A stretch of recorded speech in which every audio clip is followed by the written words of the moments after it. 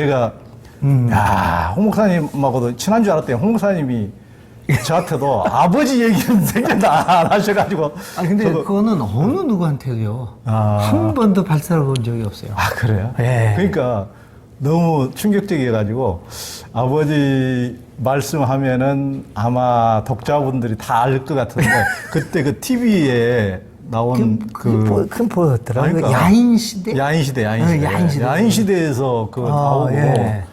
굉장히 우리나라의 그렇죠. 어떤 주목할 만한 주목으로 그러니까 그 명동을 확 그랬었죠. 먹이셨더만요. 근데 야, 근데 독특한 게 그 이제 아버지 성함이 홍영철.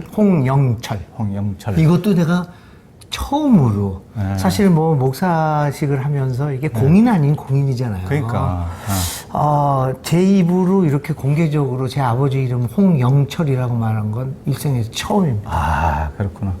근데 아버지가 이제 경기중학교 나오시고 네. 이제 원래 이제 고향이 평양이죠. 평양이시고 그래서 이제 경기중학교 나오고 연대 정외과.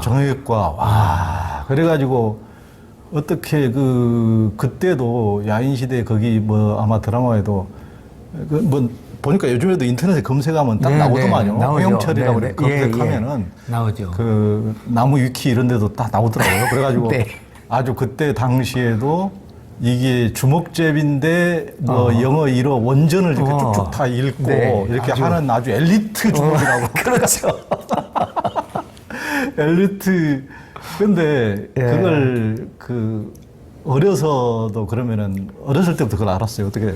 어렸을 때부터 알았죠. 그래서 그 당시에 뭐 그때는 뭐 제가 태어난 이후에는 뭐 그런 것들이 다 정리되었을 때니까 그래도 그 당시에 유명했던 주목들이 아버지를 찾아오고 또 아버지가 나를 데리고 가서 인사시키고 그렇게 해서 아직도 머리에 뚜렷하죠. 아 그래요? 근데 그렇게 센 사람들인지는 몰랐지 그때는. 그런가 보다 했죠. 근데 그 아버지가 그러니까 그 홍 목사님 낳고 이럴 때는 이미 이제 그 생활을 접은 아니죠. 제가 57년도 태어났을 때인데 그때도 여전히 그거 하고 그래서 굉장히 제가 부자였죠 우리 집이. 내가 기억나는데 만 2살 때였는데 집에 그때는 찌프 택시죠. 찌프들을 타고 다녔잖아요. 그 2대가 있었어요. 엄마 타는 거, 아버지 타는 거. 그리고 교보 빌딩 앞에 청운동 옛날에 해장국집이 있었는데 그게 전부 다가 우리 집이었죠. 금수저가 이게 저는 지금까지 목사님 너무 흑수저 무수저인 줄 알고 항상 가벼운 마음으로 했더니 이게 저하고는 이게 완전히 그랬죠. 그래서 그때 태어날 때도 내가 산부인과에서 태어났고 그냥 산파가 아니라 4대분 안에서 살았고 그랬죠. 3살 때까지. 와 그러셨구나. 그러면 그때 그러면은 이제 그 아버지 좀 구체적으로 잘 모르시는 분도 있을 테니까 어떤 분이셨어요? 이게 우리 아버지는 이제 경기중학교를 39회인가 나왔어요. 그러니까 그 당시에 누구하고 동창이었냐면 그 한일회담 때 그 이동원 장관이라고 있었어요. 제2의 이완용이라고 얘기도 들었던 한일 조약 맺었을 때 그 이동원 장관 그 사람들하고 경기중학교 연대 동창이죠. 네. 근데 연대를 그때는 연희학원인가 뭔가 그랬었죠. 거기 다니면서 이제 그때 당시에는 이제 좌우 대결이 많았어요. 학생들 사이에. 근데 이제 아버지가 학생회 감찰부장을 하면서 이제 우측에 쓴 거죠. 그렇죠. 그래가지고 평양 출신들이 대부분 다 이제 그렇죠. 그때 이제 북에서 뭐 재산도 뺏기고 맞아요. 그때 아버지가 지주 집안이었다면서요? 지주 집안이었죠. 평양에서. 지금 지금 다 고백하지만 내가 이래서 고백도 안 한 거예요. 어설연풋이 뜨는데 그 문서로서 확인한 건 아닌데 우리가 평양 그쪽에서 지주였고 그러니까 할아버지가 진주 그러니까 거기서 파견을 된 거겠지. 진주에서 뭐 일본 그때 척시은행이라고 있었어요. 그렇죠. 척산은행? 척산인가? 척산은행이죠. 척산은행인가? 뭐 이렇게 한국 그 재산들 뺏고 그런 거 있잖아요. 그 척산은행 은행장 지점장도 했고. 그러니까 별로 아름답지 않은 그런 거죠. 그러니까 거기서 이제 해방이 되면서 내려오게 되는 거죠. 그래서 우리 아버지는 그 일제 시대 때 돈이 많은 집안이니까 서울에서 경기중학을 5년짜리였죠 그때 다니고 유학을 한 거죠. 그리고 다시 갔다가 이제 6.25 때 이제 남하를 하게 된 그럼 거죠. 6.25 때는 아버지 혼자만 남아가신 가족들하고 같이 가족들이 다 왔죠. 오긴 오고. 예. 다 왔고 할머니까지도 다 오고. 근데 그런 집안이니까 그래서 그랬는지 하여튼 우파 추목이 된 거죠. 그러니까. 제가 전설같이 듣기로는 당시에는 다른 대학에서는 좌파들이 주목들이 있었는데 네. 우리 아버지 때문에 연대에서는 하나도 없었다는 얘기도 있어요. 연대에서는 그냥 하도 취업해서. 우파로 그냥 확 쓸어버렸구나. 워낙 주목이 세가지고 꼼짝도 못했다는 그런 전설 같은 얘기도 내가 들었죠. 그러니까 북에서는 그 요즘 남한에서 얼마 전에 돌아가신 뭐 백선엽 장군하고 네. 뭐 관계가 그 백선엽 장군은 제가 듣기로는 우리 일가 친척이라는 얘기를 들었는데 확실한 건 아니에요. 그런데 아니면은 이웃 친했던 사람이었든지 아니면 일가 친척이었든지 그건 확실한 건 모르는데 어렸을 때 아버지하고 그 집에 가서 큰아버지다 그러면서 인사한 적도 있었어요. 그리고 원적이 있는데 우리 원적이 평안남도 강서군 강서면 덕흥리 180번지예요. 아직도 기억하고 있어요. 호적에 나와 있으니까. 그리고 백선영 그 사람네가 강서군 강서면 덕흥리 300번지대예요. 그럼 같은 마을이? 예. 그래가지고 그 당시 하여튼 어렸을 때 거기 인사도 가고 그랬던 것 같아요. 그러니까 제가 이런 이야기를 안 했던 이유가 할아버지가 친일파였을 가능성이 굉장히 많고 우리 아버지도 또 그렇고 또 백선엽 장군 그쪽하고도 또 이렇게 되고 그 여러 가지 제 입장에서는 역사관 제가 가진 역사관이나 이런 거에 있어서는 사실은 얘기하고 싶지 않은 것들이죠. 그렇죠. 네. 그러니까 그때 이제 남한에 내려오셔가지고 그러니까 원래는 그 인터넷에 나온 걸로는 아버지가 원래 그 몸은 허약 체질이었는데 네네. 무슨 어떻게 발차기인가를 어떻게 뭐 스스로 익혀가지고 그렇게 그렇다고 그렇게 그래요. 싸움꾼이 됐다고 네, 그러는데 권투도 잘하고. 그런- 근데 우리 아버지는 돌아가실 때까지 이렇게 날렵했어요. 날려버렸구나. 네, 아주 이게 날씬했어요. 날씬했는데, 그때 어렸을 때 한번 매 맞고 와서, 자기 몸을 길러서. 그다음부터는. 이제 어디 한번 맞고 와서 예. 자기 몸을 이제 스스로 네. 단련을 해가지고 그저 뭐 얘기 듣기로는 발차기의 명수였고, 한 번도 맞은 적이 없다. 진 적은 없다. 그런. 그러니까 거기에 뭐 엄청나게 뭐 싸움꾼으로 역대 한국 싸움꾼의 뭐 누가 뭐 분석해 놓고 역대 한국 싸움꾼 5위로 뭐 해놨다 보니까 근데 그 아들인 나는 싸움을 할 줄 몰라요. 근데 황 목사님 둘째 아들이 보람이가 아람이. 아람이가 아르헨티나에서 인종차별 그렇죠. 당해가지고 결투해가지고 때려 눕혔죠. 그 할아버지의 어떤 그리고 이 둘째 아들이 아람이가 미국에 있는 아람이가 나는 자꾸 감추려고 그러는데 이 작은 아들은 내 작은 아들은 어이구 뭐 자기 할아버지에 대해서 막 찾아보고 난립니다. 멋있다고 뭐가 멋있는지는 모르겠는데. 그러니까 그때 네. 그러면 이제 평양 사람들이 그때 당시에는 남한 사람들이 그럼요. 대부분 다 이제 교회도 설립하고 네. 그러면은 아버지는 뭐 교회는 안 다니셨어요? 교회는 안 다녔는데 그 영락교회 뭐 한경진 목사님 중심으로 해서 하여튼 뭐 서북 청년단이 그렇죠, 서북 청년단 만들어졌죠. 했죠. 그러니까. 근데 거기에도 가담을 하셨죠. 그러니까. 그래서 거기에서도 한 자리 하셨어요. 그러니까 서북청년단으로 이제 어떻게 보면 그때 서북청년단이 굉장히 뭐 빨갱이 척결한다고 그렇죠. 선봉에 서가지고 네네. 굉장히 뭐 이제 군인들하고 이승만 정권하고 이제 같이 해서 이제 그런 굉장히 그 뭐 요인 암사나 이런 것도 많이 했는데 많이 했죠. 네. 많이 했는데 주목이 돼서 네네. 또 정확하게는 소공동파라고 그랬어요. 소공동 거기에 소공동 네, 예. 지금 롯데호텔 있는 네, 그쪽 소공동. 소공동과 두목을 하면서 나중에 이제 김두한하고 굉장히 우리 친해지죠. 그 엄청난 김동완하고 네, 네. 끝까지 의리를 지킨 네, 사람으로 네. 이렇게 나오대요. 그래서 그걸 건중 친목회라고 이름을 줘요. 김동완 씨하고 이렇게 해가지고 이정재 씨하고 이제 갈라지는 관계죠. 그 건중 친목회의 소위 이제 나중에 대표가 되죠. 건중 친목. 그 우리 아버지가 그러면서 거기서 만든 게 뭐냐면 대한실업협회라는 걸 만들어요. 거기 회장을 7년을 하셨죠. 대한실업협회니까 그러니까 이제 예전에는 뭐 종 쓰는 사람들이 실은 뭐 사업도 다 사업권도 장악하고 그렇게 했으니까 네, 네. 사업을 했구만요. 그런 그렇죠. 근데 그 사업은 어떤 거였냐면 이제 6.25가 끝나고 미군들이 철수를 하잖아요. 그때 뭐 미군들의 모든 장비들 뭐 탱크도 이거 다 고철로 파니까 그렇죠. 그 탱크들 모든 것들을 이렇게 팔고 가는데 한국 상인들이 전부 다 경쟁을 붙어서 가격이 한없이 올라가는 거죠. 그러다가 이제 이 주목들이 겉으로는 명분으로 이래서는 안 되겠다. 교통정리하는. 교통정리. 명분은 그거죠. 근데 사실은 그게 또 사실 이익이 있었겠죠. 그래가지고는 입찰을 하려고 하는 상인들을 협박을 한 거죠. 너 까불지 마. 그렇게 했구나. 이래가지고는 네. 저거를 한 거죠. 그래가지고는 이 사람들만 대한실업회만 낙찰에 참여하는 거예요. 그래가지고는 가격이 뚝 떨어진 거예요. 땅가. 완전. 그래서 한때는 당 신문사에서는 뭐 폭력 주식회사다. 그랬고 대한실업협회라고 그랬지만 어떤 좀 좋게 얘기하는 사람들은 뭐 달러 유출을 막았다. 뭐 이런 식으로도 얘기를 하고 있죠. 그 7년을. 그러니까 그때 제가 태어나기 바로 직전 그 신간이었으니까 돈이 많았죠.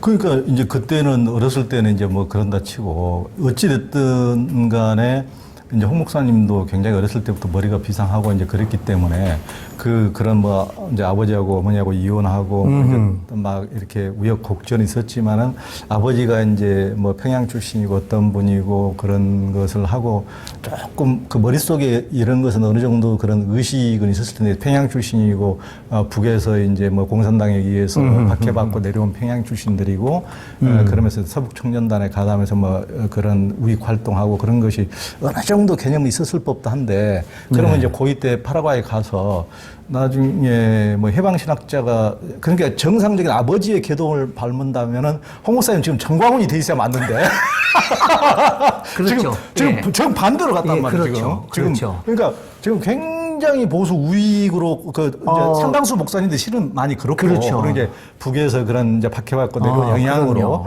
이제 하는데 그렇게 하지 않는 특수한 소수의 서광선 목사님이라든가 그분은 이제 그분도 이북 출신이죠. 그러니까 이북에서 자기 아버지가 공산당에서 따발총으로 그렇죠. 다 대동강변에서 다 난자가 돼 있는 것을 보고 내려오신 분이니까 맞아요. 그럼에도 불구하고 이제 나중에 유년신학교 와서 공부를 하면서 이게 증오 우리끼리 이렇게 증오한다고 되는 문제가 아니고 이것은 국제 관계 역학에 의해서 우리가 당한 건 한민족이 우리끼리 동포끼리 그렇죠. 이런 식으로 고통을 당한 거구나 하고 새롭게 깨어나서 이제 오히려 이제 통일 화해 운동을 하신 분인데 이제 홍 목사님이 압구정동 현대교회에도 담임하셨는데 성황성 목사님이 더 일찍 담임하시고 그렇죠.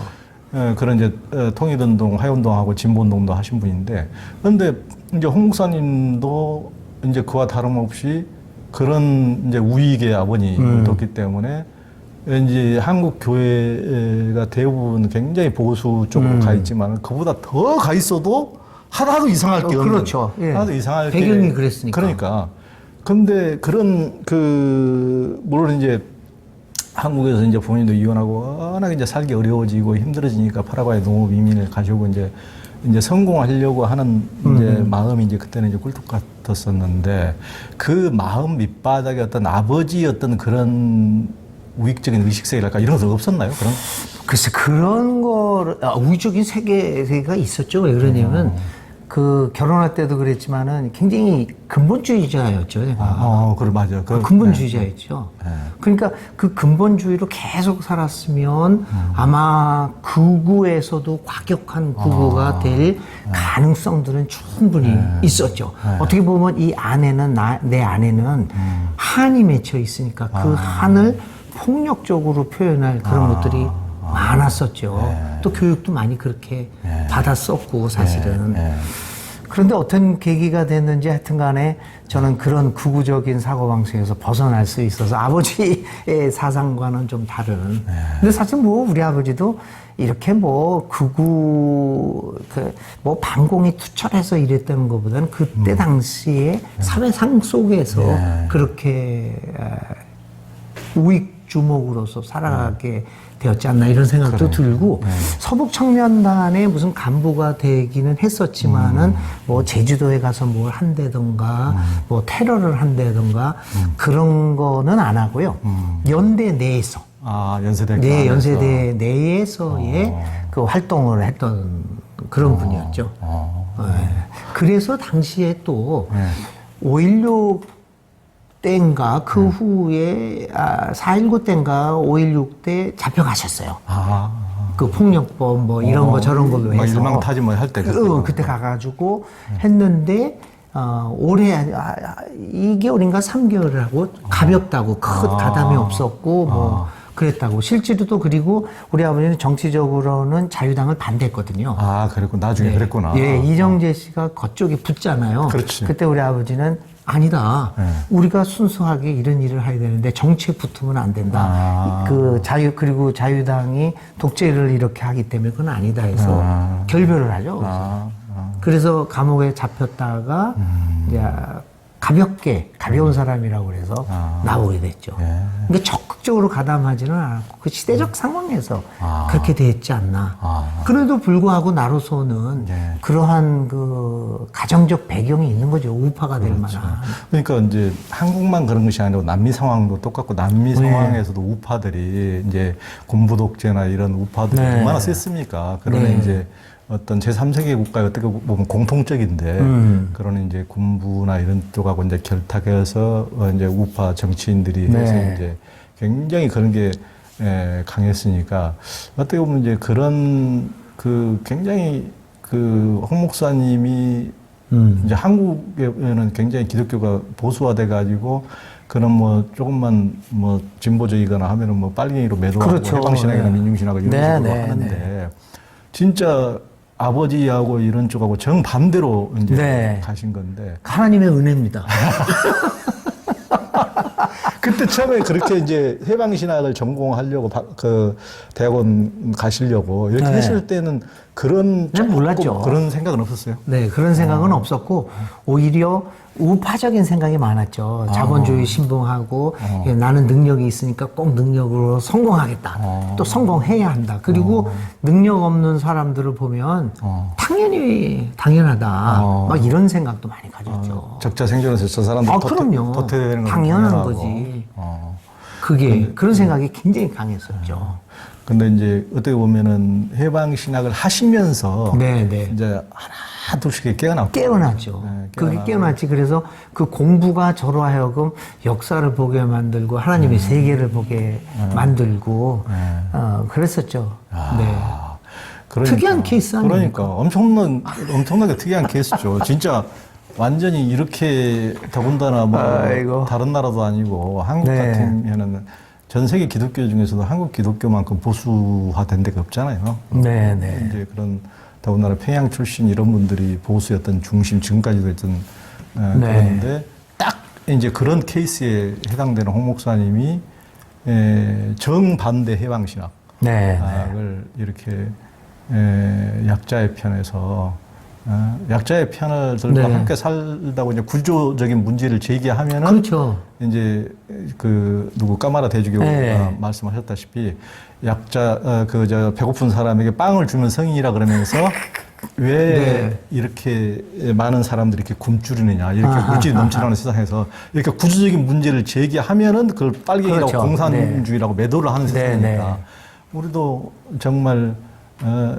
우리가 꼭 동포끼리 총을 겨누고 이렇게 수백만이 죽었는데 계속 또다시 그런 고통을 겪을 수가 없다. 구조적인 문제를 제기해서 우리가 결국은 화해로 갈 수밖에 없다고 이렇게 제기하면 또 빨갱이라고 그러는 거잖아요. 그럼요. 그렇게 되죠, 지금. 그러니까 그런 세상인데 그런 세상에서 홍 목사님 같은 그런 자기의 어떤 타고난 어떤 한계를 자기 스스로 깨고 나온다는 것이 쉬운 거는 아닌 것 같은데. 그러니까 예, 우리 그렇죠. 한국 기독교가 실은 그렇게 깨고 나와야 진짜 이제 지금 네. 분단된 나라의 주류 종교가 아니고 분단을 극복한 이후에도 이 나라를 책임지는 종교가 될 수 있잖아요. 그렇죠. 근데 계속 분단에 기생해서 그러니까 말입니다. 근데 사실 뭐 우리 아버지의 경우도 분단이 낳은 어떻게 보면은 산물이죠. 그렇죠. 다 그렇죠. 왜 그렇게 주목을 써야 됐고 또 대한실업회를 통해서 그렇게 일을 했고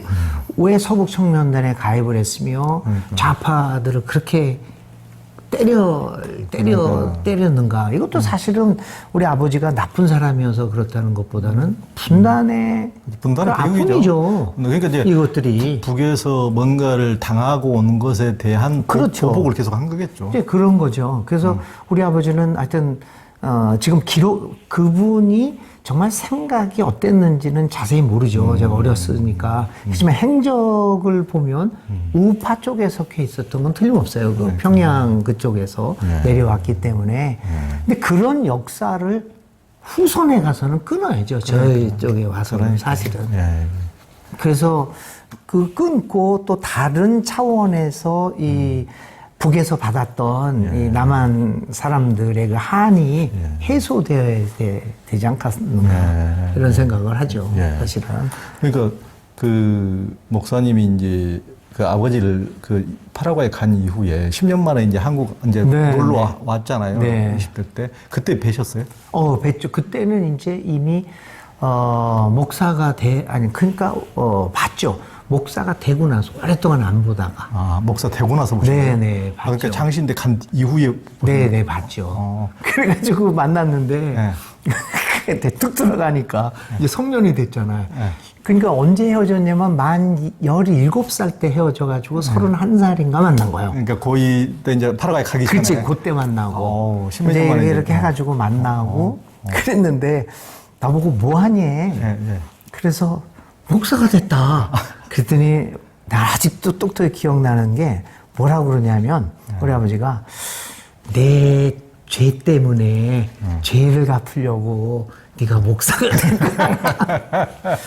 저 그 말을 지금 기억해 보면 뭘 생각하냐면 그 아버지의 죄가 뭘까? 물론 가정을 나를 버리고 뭐 이렇게 했던 것도 다 죄겠지만 지금 와서 이렇게 보면 아버지의 우파적인 생각들, 어떤 행위들 그런 것들에 대한 그 회한도 다 포함돼서 오히려 나는 다른 편에서 남북의 하화의 이 사회의 좀 평화로운 모습들을 위해서 일하는 사람이 되지 않는가. 그러니까. 나보고 죄 때문에 목사 됐다고 그러더라고. 그러니까 본인도 뭔가를 자각을 하셨네요. 하여튼 나보고 그러더라고요. 내가 죄를 졌다. 그러니까 이제 개인적인 것이든 사회적인 그렇죠. 것이든 역사적인 것이든 그럴 수도 있고. 그러니까 어렸을 때 이제 뭐 서울 장안에 이름을 날리던 이제 주먹이었으니까 그때 당시에는 이제 아버지 어머니 이혼하시고 이제 그 초등학교 1학년 때 아버지 집으로 가서 아버지가 그때는 전부 다 막 그 우리나라 최고의 그렇죠. 요정집을 다 이제 요정집 네, 맞습니다. 지고 돈도 많이 벌고 근데 뭐 저 9일간 기생을 또 거느리고 하셨다면서요? 네, 다 그런 거죠. 다. 그러니까. 그러니까 거기 가서 살면서. 그때는 9일간이 유명했어요. 그러니까 우리나라에서 제일 유명했죠. 정치. 요리집. 그러면 이제 거기 그런 데로 살러 가가지고 얼마나 이제 힘드셨을까 그런 홍 목사님이 뭐 그때 당시에 아버지는 실은 밖으로 다니시니까 집안 어떻게 크는지 이런 걸 잘 몰랐죠, 뭐. 모르잖아요. 근데 내가 그때 당시에 남의 집에서 살 때지. 그러니까 아버지가 사는 여자집에서 사는 그때였잖아요. 초등학교 1학년 때부터 6학년 초입까지.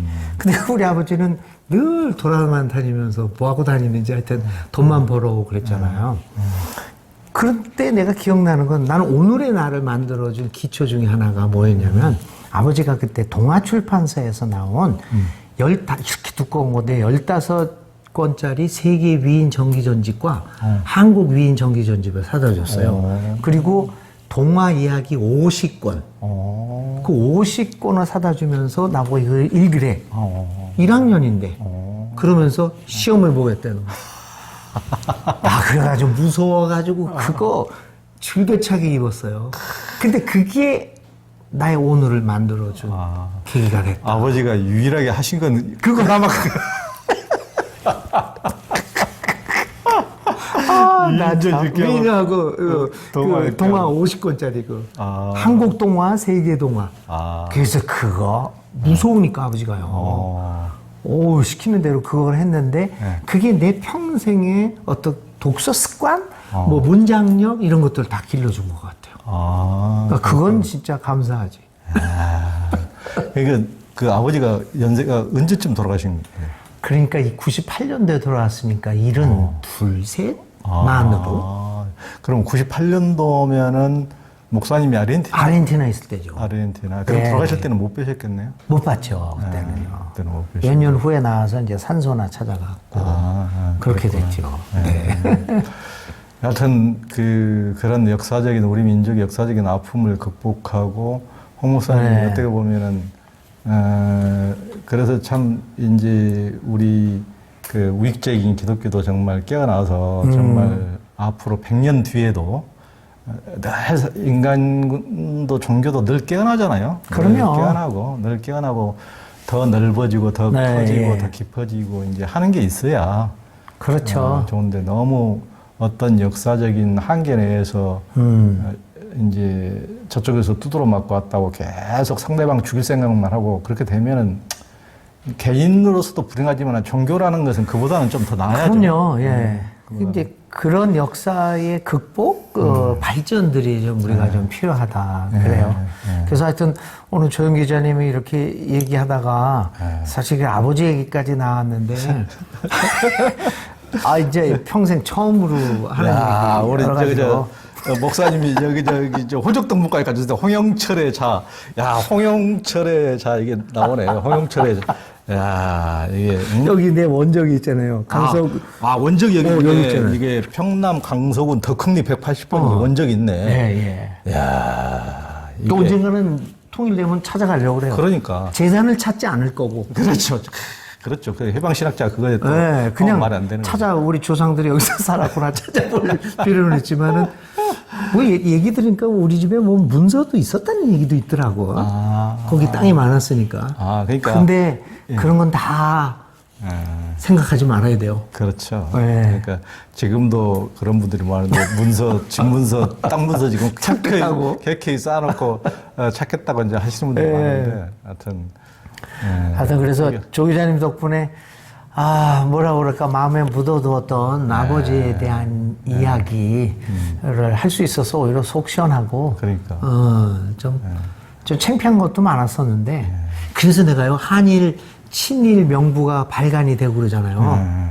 남들 모르게 찾아봤어요. 없더라고. 진짜 이 역사에 속지 않은 마음으로 몰래 찾아보고 그랬었어요. 그랬구나. 네, 없더라고, 우리 할아버지 이름이. 여하튼, 어찌됐든 간에 참, 홍 목사님이 하여튼 꼭 받은 대로만 돌려주는 그런 예수님이 제일 하지 말라는 게 받은 대로 돌려줄, 엠뺨 맞으면 또 두드러 거지. 받은 대로 다 돌려주는 짓거리 하지 말라는 게 이제 예수님의 그런 건데, 더 화해하고 더 사랑으로 이제 더 보듬고 하는 것이 이제 예수님의 가르침인데 어떻게 보면은 그렇게 아무리 설교는 그렇게 해도 개인 삶에서 그렇게 하기가 쉽지 않거든요. 그렇죠. 그래서 이제 그런 개인 삶에서 그런 가족의 어떤 그런 한계가 있음에도 불구하고 목사님께서 우리 홍인식 목사님께서 그것을 극복하고 어떻게 보면은 우리 한국 기독교의 어떤 앞날을 열어주는 어떤 모범적인 것을 보여주셨다니까. 홍 목사님이나 이제 송항선 목사님 이런 분들이야말로 저는 이제 그런 분들이 아닐까 싶은데요. 하여튼 뭐 그냥 뭐 어떤 목적을 가지고 보다는 그렇게 물 흐르듯이 하나님의 은혜 가운데서 이렇게 살아왔죠. 그러다 보니까 뭐 기독교의 정신이 뭔가, 예수님의 정신이 뭔가를 어렴풋이 알게 되고 그렇게 살아가 보려고 노력하는 것 뿐이죠.